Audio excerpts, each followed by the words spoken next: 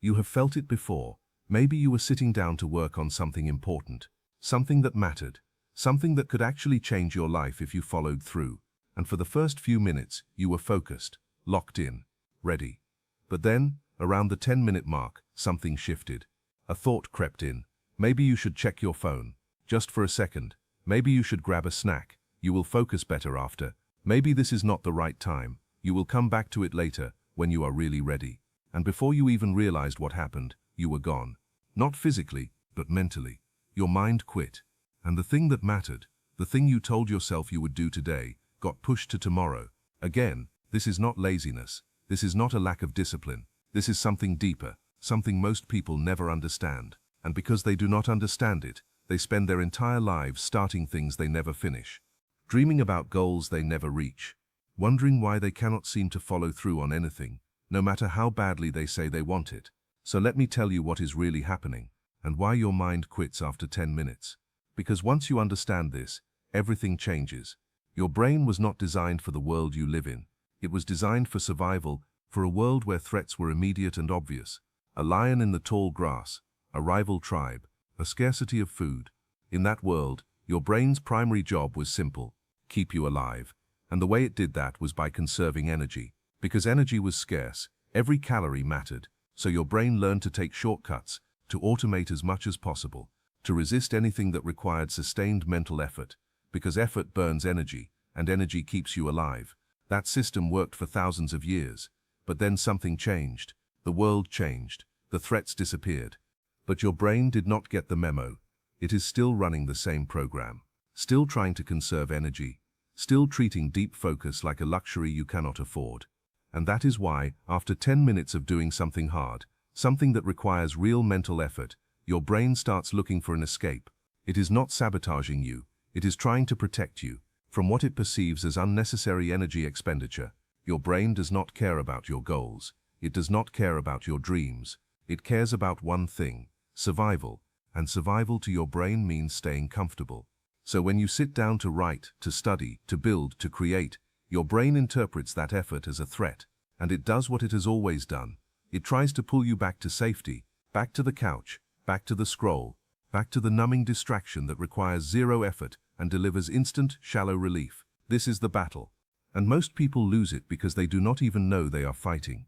They think something is wrong with them. They think they lack willpower. They think they are just not cut out for hard things. But that is not true. The truth is, your mind quits after 10 minutes because quitting is its default setting. And if you want to override that setting, you have to understand how. Let me tell you about a study that was done a few years ago. Researchers took a group of people and asked them to sit in a room alone with their thoughts for 15 minutes. No phone, no book, no distractions, just them and their mind. Before they started, they were given a choice. They could sit quietly, or they could press a button that would give them a mild electric shock. Most people said they would never press the button. Why would they? Who chooses pain over peace? But here is what happened. After just a few minutes of sitting alone with their thoughts, over 60% of the men and 25% of the women pressed the button. They chose physical pain over mental discomfort. Read that again. They would rather hurt themselves than sit with their own mind for 15 minutes. That is how uncomfortable we have become with stillness, with focus, with the effort it takes to stay present in something difficult. We have been conditioned to seek the easy dopamine hit, the notification, the like, the next video. And every time we give in, we reinforce the pattern. We teach our brain that discomfort is something to avoid at all costs, that quitting is acceptable, that 10 minutes is enough. But it is not. 10 minutes is not enough to build anything meaningful. 10 minutes is not enough to write the book, launch the business, transform your body, master the skill. 10 minutes is just long enough to fool yourself into thinking you tried. So the question is not why does your mind quit after 10 minutes? The question is, what are you going to do about it? Because here is the truth most people do not want to hear. You cannot wait for motivation. Motivation is a feeling, and feelings are unreliable. They come and go like the weather. You cannot build a life on something that disappears the moment things get hard. What you need is not motivation, it is discipline. The ability to keep going when your brain is screaming at you to stop. The ability to push past the 10-minute mark, and then the 20-minute mark, and then the hour mark, until focus is no longer a battle. It is a habit.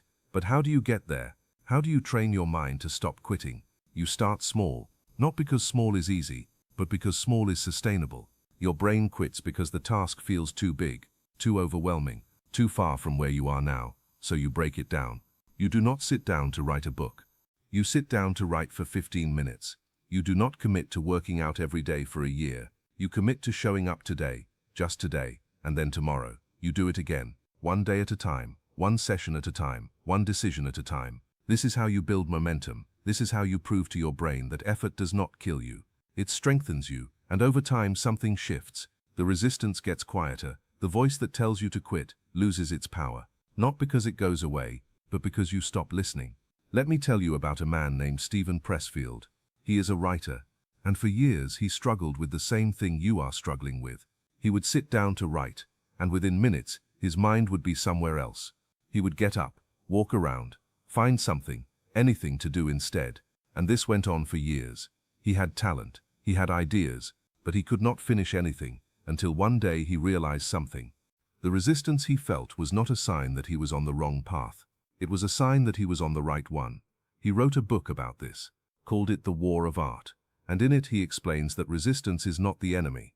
It is the compass. The more resistance you feel towards something, the more important it is that you do it, because resistance only shows up when the stakes are real, when the work matters, when there is something on the line. You do not feel resistance scrolling through social media. You do not feel resistance binge-watching a show. You feel resistance when you sit down to build something, to create something, to become someone. And the moment you understand that, everything changes. Because now the resistance is not a reason to quit. It is a signal that you are exactly where you need to be. So when your mind quits after 10 minutes, do not follow it. Sit with the discomfort, breathe through it, acknowledge it, and then keep going. Not because it is easy, because it is necessary. Because on the other side of that discomfort is the person you have been trying to become. The person who does not quit. The person who finishes what they start. The person who builds a life instead of just dreaming about one. Here is what I want you to do. Tomorrow, pick one thing, one task that matters, something that moves you closer to the life you want, and commit to 20 minutes, not an hour, not all day, just 20 minutes of uninterrupted focus. No phone, no distractions, no escape. Set a timer if you have to. And when the 10-minute mark hits, and your mind starts looking for the exit, notice it. Do not judge it, just notice, and then choose to stay. Choose to keep going. Choose to prove to yourself that you are stronger than the urge to quit. Do this once, and it gets a little easier. Do it twice, and the pattern starts to shift. Do it every day for a month, and you will not recognize yourself. Not because you will have finished everything, but because you will have become the kind of person who does not quit after 10 minutes. And that is the real transformation, not the outcome. The identity. Because once you see yourself as someone who follows through, someone who pushes past resistance, someone who does hard things, the results become inevitable. You do not have to force them. They are just the byproduct of who you have become. Let me leave you with this. Right now, in this moment, you have a choice. You can close this video and go back to the scroll, back to the comfort, back to the version of yourself that quits after 10 minutes and wonders why nothing ever changes. Or you can take what you just learned and use it, not someday, today. You can sit down right now and do the thing you have been avoiding for 20 minutes, just 20, and prove to yourself that your mind does not control you. You control it. That is the shift. That is the beginning, not of perfection, but of progress. And progress compounded over time is how ordinary people do extraordinary things.